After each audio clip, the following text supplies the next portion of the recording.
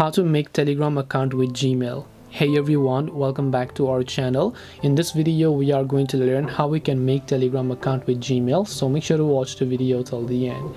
So if you open Telegram, right off the bat what it does is it asks me to enter the phone number, and you can see there is no option to actually create account using your email or Gmail, Yahoo or whatever. That is because Telegram does not offer you such type of things. But if you don't have a phone number and you're trying to create account with Gmail, you don't need to create an account with Gmail because you can still create it using a virtual phone number. So there are many sites out there and services that are available for you to try it out and then use a virtual phone number. So you can select a certain service that you like, which I'm not going to discuss in depth in this particular video, but I'll make sure to drop a few links in the description box below. So if you'd like to check those out, you can select those, and then you will also get the verification code. You can start using it.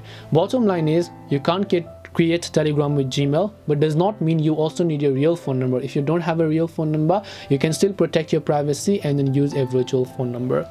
So hope this video helped you guys. If you have got any more questions, then feel free to leave them down below. Thank you for watching till the very end of this tutorial, and see you soon in the next video.